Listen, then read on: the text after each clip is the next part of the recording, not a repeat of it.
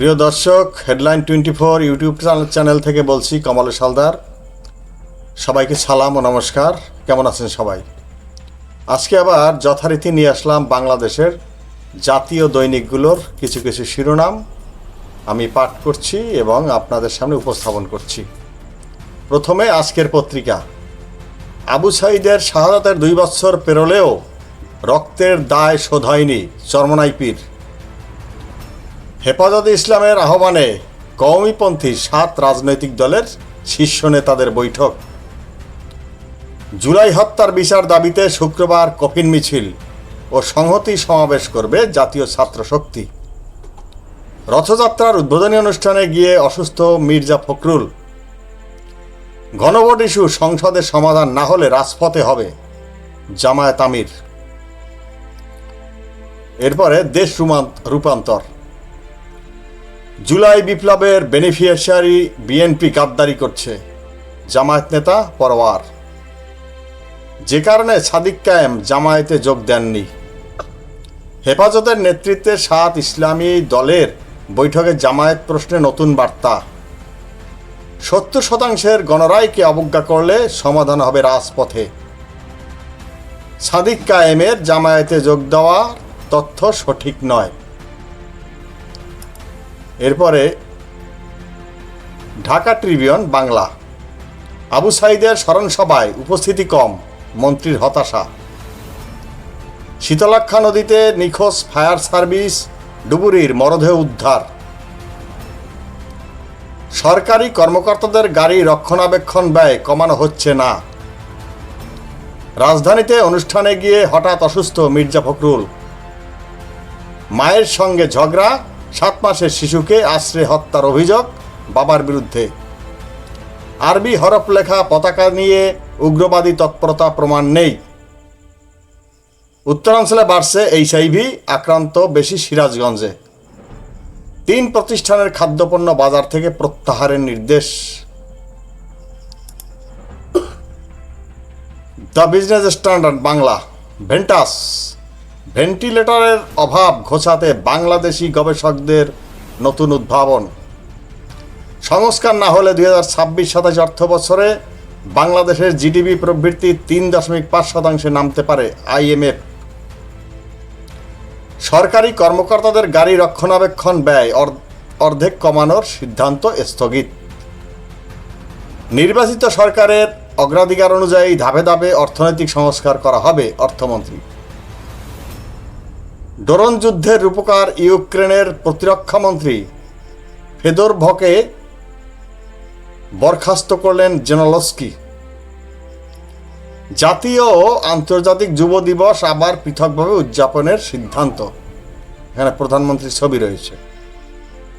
বিদ্যুৎ অবকাঠামোতে হামলা হলে হুতিদের বাব এল মানদেব প্রণালী বন্ধ করে দিতে বলেছে Iran. Daily star Bangla.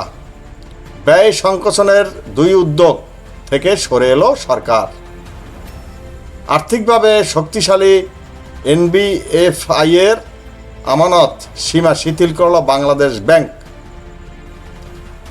Grok AI দিয়ে শিশু যৌন নির্যাতনের কন্টেন্ট তৈরির অভিযোগে মামলা করলেন মাস্ক।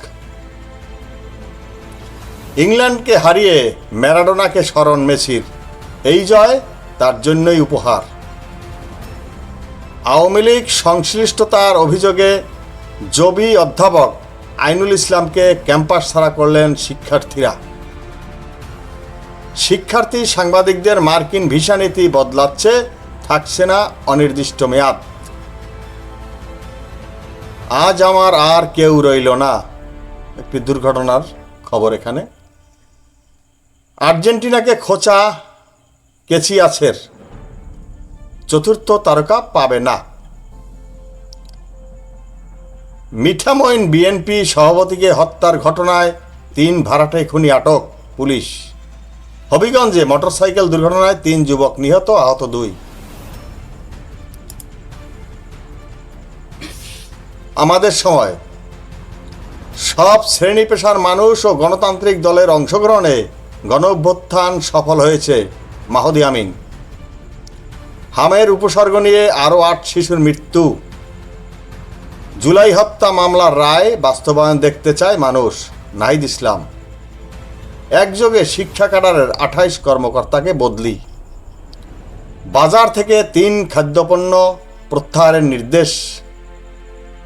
নরসিংদীতে পানিতে ডুবে 4 মাদ্রাসা ছাত্রীর মৃত্যু। এমপি পদ ছেড়েই বিজেপি নেতার সঙ্গে সাক্ষাৎ তৃণমূলের কোয়েল মল্লিকের। ছাত্রদল কখনো জুলাই শহীদদের রক্তের সঙ্গে বেইমানি করবে না, রাকিব। স্থানীয় নির্বাচনের ভোট কেন্দ্রের চূড়ান্ত তালিকা প্রকাশ 27 আগস্ট। হেফাজত আমিরের আহ্বানে কওমি ঘরানার 7 ইসলামী দলের নেতাদের মতবিনিময়। এরপরে মানব জমিন। জুলাই সনদের প্রতিটি দফা বাস্তবায়নে সরকার দায়বদ্ধ। দুর্নীতিমুক্ত দেশ গড়ার আহ্বান বিরোধী দলের নেতার। দ্বিতীয় দিনের আন্দোলনে শিক্ষার্থীদের 2 পক্ষ পৃথক দাবি। 6 মাসে মব সহিংসতা ও গণপিটুনিতে নিহত 133। বাংলাদেশ প্রতিদিন। নতুন যুদ্ধবিরতি কার বেশি প্রয়োজন, যুক্তরাষ্ট্র নাকি ইরানের? বাংলাদেশি শিক্ষার্থীদের জন্য বছরে 500 শিক্ষাবৃত্তি দেবে সৌদি আরব।